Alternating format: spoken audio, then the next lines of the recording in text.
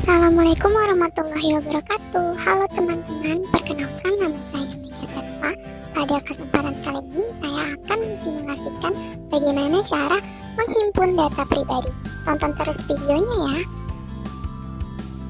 Teman-teman, sebelum kita melanjutkan ke simulasi menghimpun data, di sini saya akan mendefinisikan sedikit apa sih itu data pribadi. Data pribadi adalah semua data yang bersangkut paut pada diri seseorang.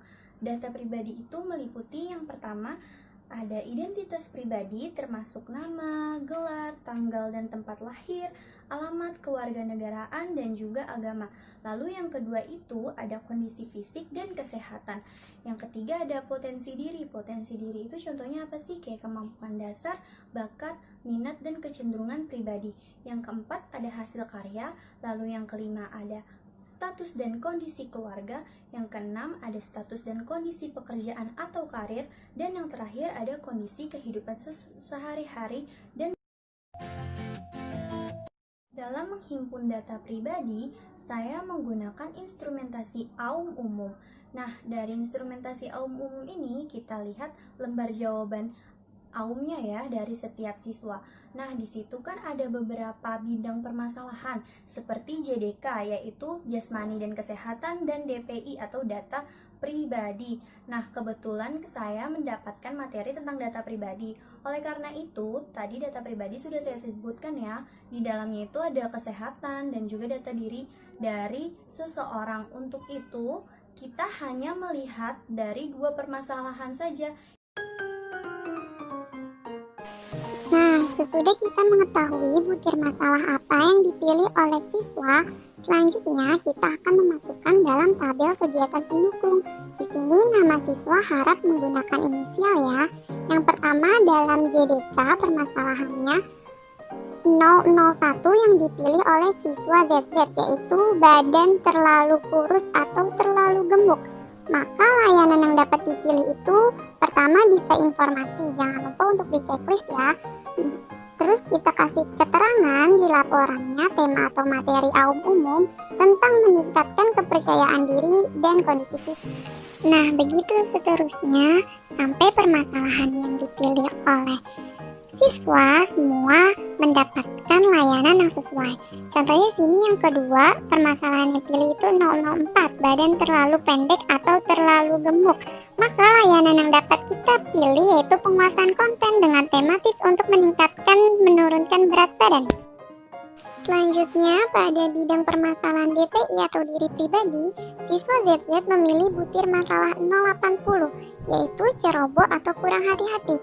Maka layanan yang kita berikan bisa berupa layanan informasi dengan tema mengatasi sikap ceroboh yang merugikan diri. Lalu yang kedua 091, sering murung atau tidak merasa bahagia. Maka dapat memilih layanan penguasaan konten dengan tema tips agar selalu merasa bahagia. Baik teman-teman, sekian simulasi yang dapat saya sampaikan. Semoga dapat bermanfaat dan memiliki gambaran bagaimana cara menghimpun data, terutama pada data pribadi. Kurang lebihnya mohon maaf. Assalamualaikum warahmatullahi wabarakatuh. Materi selanjutnya akan disampaikan oleh teman saya. Terima kasih. Assalamualaikum warahmatullahi wabarakatuh. Perkenalkan, saya Nur Alfiah akan menjelaskan tentang himpunan data. Yang pertama, saya akan menjelaskan tentang data pribadi yang diambil dari instrumentasi DCM. Berikut penjelasannya. Baik teman-teman semua, yang pertama saya akan membahas pada tabel yang menjadi pilihan butir masalah pada siswa. Kita akan memilih topik pertama yaitu topik kesehatan. Di topik kesehatan ini terdapat 20 buah tabel atau 20 butir masalah yang membahas tentang topik kesehatan. Kita langsung saja membahas yang pertama. Kita akan mengambil sampel dari siswa yang berinisial A. Jadi si siswa A ini di lembar sebelumnya telah memilih topik kesehatan yang menjadi permasalahannya itu ada di nomor 1, 2, 4, dan juga nomor 5. Selanjutnya nanti akan dibahas lagi lebih dalam tentang masalah yang telah dipilih oleh si siswa A. Kita akan membahas di lembar selanjutnya. Pembahasan selanjutnya adalah di butir masalah yang siswa A telah pilih sebelumnya. Di tabel nomor 1 terdapat permasalahan kesehatan tentang sering sakit ketika di SD. Jadi, individu tersebut membahas tentang masa lalunya. Maka layanan yang akan kita berikan adalah layanan konseling perorangan. Dan saya rasa tidak perlu disampaikan tema atau materi pemberian layanan karena ini merupakan masa lalu atau yang telah terjadi sebelumnya. Lanjut, di permasalahan nomor 2 di topik kesehatan itu terdapat bahasan tentang sering sakit ketika di SLTP. Sama seperti di poin pertama. Jadi, pada poin permasalahan ini kita akan memberikan konseling perorangan. Mengapa diberikan konseling perorangan? Karena kita membahas masalah yang sudah pernah terjadi. Jadi kita tidak akan bersusah payah lagi untuk mencari materi seperti itu atau mencarikan solusi. Karena ini menceritakan masalah yang sudah berlalu. Selanjutnya di tabel nomor 4 di permasalahan kesehatan adalah keringat dingin keluar bila saya gugup. Nah, pada permasalahan kali ini adalah permasalahan yang benar-benar dirasakan oleh klien atau siswanya. Jadi rasa gugup itu memang di kalangan siswa sangat umum terjadi ya teman-teman. Apalagi kalau siswa disuruh presentasi atau waktunya presentasi tugasnya, nanti dilakukan sesi tanya jawab dan lain sebagainya. Itu merupakan hal yang wajar apabila siswa sedang merasakan gugup. Lalu hal gugup lainnya yang terjadi pada siswa seperti siswa merasa gugup apabila siswa mendapatkan tugas atau perintah dari guru mata pelajaran tersebut. Kalau siswa harus mengerjakan di depan, seperti mengerjakan soal di papan tulis. Jadi untuk mengatasi rasa gugupnya ini, sebagai guru BK, alangkah baiknya kita memberikan layanan penguasaan konten. Kenapa kita kasih layanan penguasaan konten? Jadi nanti kita sebagai guru BK akan memberikan bagaimana sih tips menghilangkan rasa gugup. Rasa gugup dalam hal apa? Dalam hal apapun.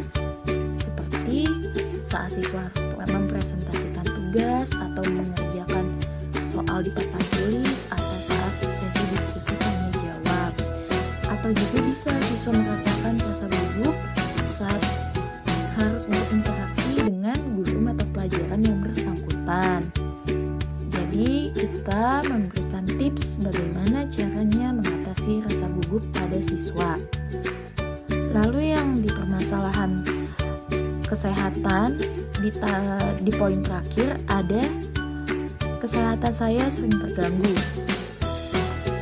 Baik, kesehatan sering terganggu berarti artinya ini masalah yang sedang dialami siswa atau si klien tersebut.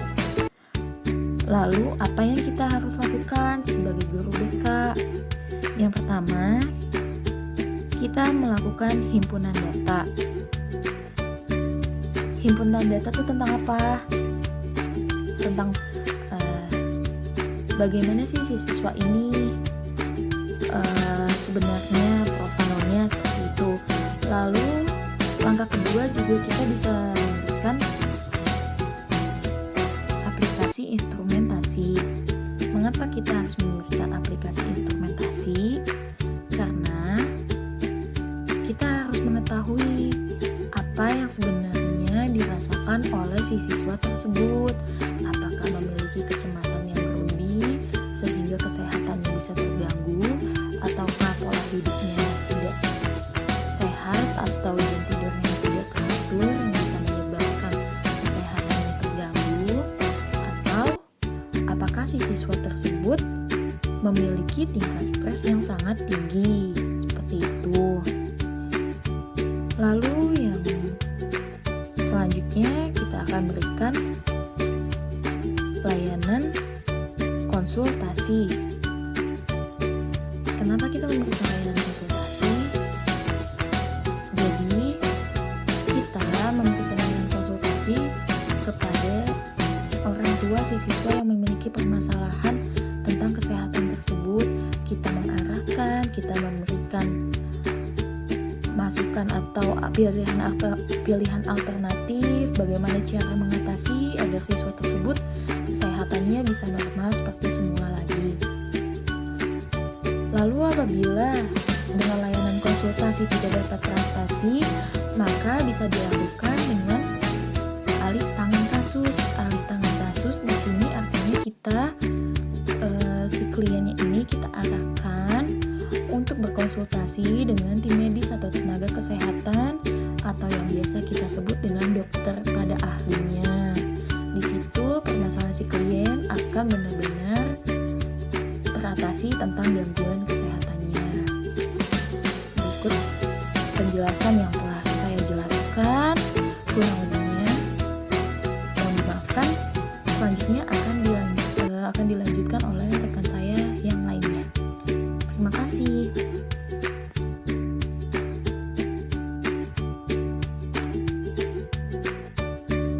Assalamualaikum warahmatullahi wabarakatuh. Maka nama saya Ahmad Fauzi akan mempresentasikan data kelompok. Berikut penjelasannya. Sebelum memulai materi, saya akan menjelaskan terlebih dahulu pengertian dari data kelompok. Data kelompok yakni data yang mengenai sekelompok individu dalam jumlah yang terbatas. Data ini menyangkut misalnya hubungan sosial antar individu dalam kelompok, kondisi kebersamaan dan kerjasama mereka, hasil penghitungan statistik tentang diri mereka juga.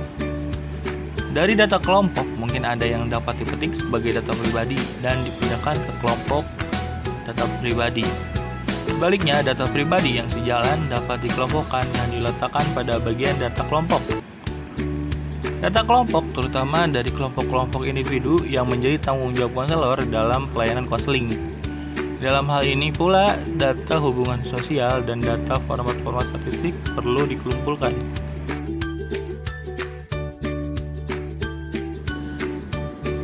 Dalam pengolahan data kelompok, saya menggunakan analisis umum dengan menggunakan satu permasalahan, yakni hubungan sosial. Saya akan memberikan contoh penggunaan data kelompok melalui analisis umum.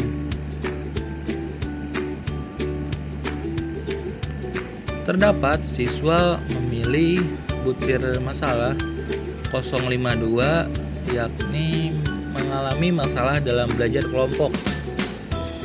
Sebagai konselor, maka harus memberikan layanan berupa konseling kelompok. Butir masalah ini termasuk pada golongan atau jenis HSO atau hubungan sosial. Maka sebagai konselor harus dapat membuat siswa kembali menjadi aktif dan belajar secara efektif kembali. Dan begitu pula untuk butir masalah lainnya, harus dipilih dengan sesuai dan efektif. Terima kasih telah menyimak dari awal sampai akhir. Berikutnya materi data kelompok akan disampaikan oleh rekan saya Dalika. Dan sekian dari saya, terima kasih. Assalamualaikum warahmatullahi wabarakatuh. Saya Dalika dan Salam. Saya ingin menjelaskan tentang data kelompok. Berikut ini penjelasannya. Assalamualaikum warahmatullahi wabarakatuh. Saya Dalika dan Salam. Saya ingin menjelaskan tentang data kelompok menggunakan DCM. Nah, di sini kan ada contoh beberapa tabel yang udah diisi siswa nih, tabel DCM. Nah, kan ini kan tiap tabelnya ada yang dipilih siswa. Tinggal kita urutin dari atas sampai bawah, terus kita jumlahin semuanya. Ntar dihitung yang paling banyak hasilnya itu berapa. Kan kalau saya di sini hasilnya paling banyak nomor 78. Berarti kalau nomor 78 tuh sering tidak sabar. Nah, jika sudah ketemu masalahnya, tinggal kita beri layanan. Kan kalau sering tidak sabar tuh bisa pertama diberi layanan kelompok. Temanya tuh layanan meningkatkan rasa sabar dalam diri. Terus yang kedua bisa penguasaan konten, temanya tips dan trik agar lebih sabar dalam menghadapi sesuatu. Assalamualaikum warahmatullahi wabarakatuh. Saya Adinda Hidayah. Saya akan menjelaskan tentang data umum. Berikut penjelasannya. Nah, di sini saya akan memberikan contoh data umum. Salah satunya artikel dari permasalahan pendidikan. Permasalahan mutu pendidikan ini kan tidak berdiri sendiri, tetapi terkait dengan suatu sistem yang saling berpengaruh. Mutu masuk ke pendidikan itu bisa dilihat dari kesiapannya murid dalam mendapatkan pendidikannya. Jadi ada nggak nih murid yang belum siap dalam kesempatan pendidikan seperti itu. Data Puskes pada tahun 2004 juga menunjukkan bahwa sebagian siswa berada itu dalam kategori yang kebugarannya kurang, bahkan juga sampai kebugarannya sedang gitu, kebanyakan ya. Nah, data SUNESA pada tahun 2003 juga mengungkapkan sekitar dari 18 juta anak usia balita, sekitar 28% atau 5 juta anak itu berstatus kurang gizi, dan lebih dari 50% anak SD ini atau MI ini menderita cacingan. Salah satu faktor yang terpenting itu dalam mempengaruhi kualitas pendidikan adalah ketersediaan pendidikan dan tenaga pendidikan. Nah, pada tahun 2002 sampai 2003 terdapat 2,7 juta guru dari jenjang pendidikan prasekolah hingga menengah, baik pada sekolah negeri maupun swasta. Nah, di sini saya akan memberikan contoh data umum. Salah satunya artikel dari permasalahan pendidikan. Permasalahan mutu pendidikan ini kan tidak berdiri sendiri, tetapi terkait dengan suatu sistem yang saling berpengaruh. Mutu masuk ke pendidikan itu bisa dilihat dari kesiapannya murid dalam mendapatkan pendidikannya. Jadi ada nggak nih murid yang belum siap dalam kesempatan pendidikan seperti itu. Data Puskes pada tahun 2004 juga menunjukkan bahwa sebagian siswa berada itu dalam kategori yang kebugarannya kurang, bahkan juga sampai kebugarannya sedang gitu, kebanyakan ya.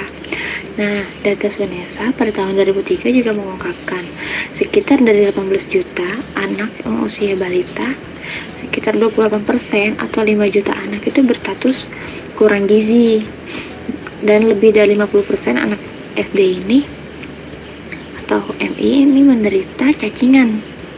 Salah satu faktor yang terpenting itu dalam mempengaruhi kualitas pendidikan adalah ketersediaan pendidikan dan tenaga pendidikan. Nah, pada tahun 2002 sampai 2003 terdapat 2,7 juta guru dari jenjang pendidikan prasekolah hingga menengah.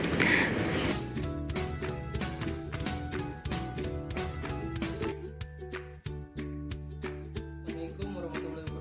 Nama saya Abdul Latif. Saya akan mempresentasikan data umum berikut penjelasannya. Terima kasih. Assalamualaikum warahmatullahi wabarakatuh. Nama saya Abdul Latif. NPM 2018-015-00-101.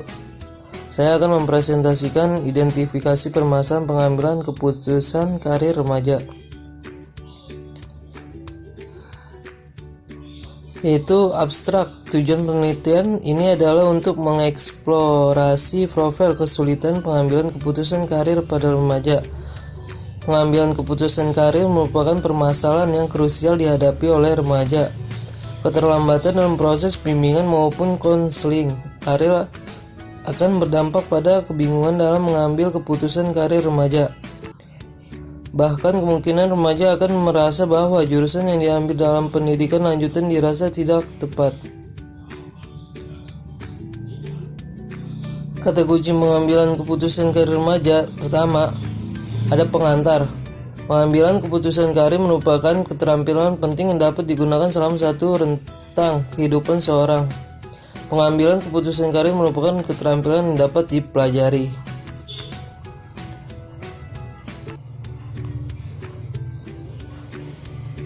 Seseorang yang memiliki kepribadian kebutuhan untuk profesional memiliki pengaruh dalam alternatif pemilihan karir mereka untuk pengembangan karir. Ada pengambilan keputusan karir. Pengambilan keputusan karir dikembangkan berdasarkan teori pengambilan keputusan dan membuat keputusan karir merupakan proses yang kompleks. Identifikasi permasalahan pengambilan keputusan karir remaja. Keputusan karir remaja itu kondisi kekinian meliputi teman sebaya, lokasi geografis, institusi pendidikan, dan kondisi politik. Beberapa penelitian sebelumnya dengan tema dan konstruk teori yang sama menghubungkan kesulitan pengambilan keputusan karir remaja dipengaruhi pengharapan orang tua dan orientasi nilai budaya. Remaja dan karir. Tugas utama dari tugas perkembangan remaja adalah mencapai kesuksesan di sekolah pada level akademis dan sosial, karena merupakan jaminan dari adanya penyesuaian sekolah dan presentasi akademis. Metode penelitian. Partisipan penelitian ini adalah siswa SMA kelas 10 di Kota Semarang.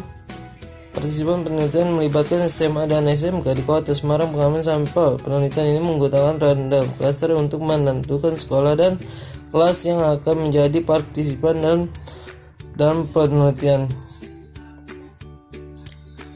Ada instrumentasi sekalian digunakan dalam penelitian ini merupakan adaptasi career decision difficulties.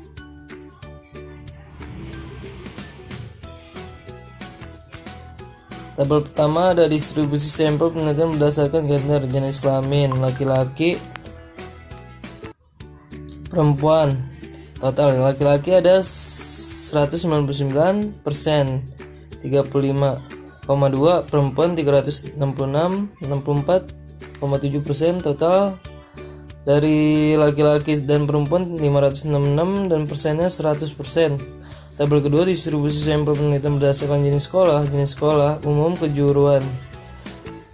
Umum 493, 87,1%, kejuruan 73, persennya 12,9%. Total frekuensi 566 dan persennya 100. Tabel ketiga statistik descriptive profile. Situasi atau gender begini: proses laki-laki perempuan during proses laki-laki perempuan. N199 366. Laki-laki 17,74 19,83. SD 4,66 5,09. Laki-laki 199, perempuan 366. Mana 63, laki-laki 0,26 dan perempuan 66,96. SD 16,72, 8 perempuan 18,73.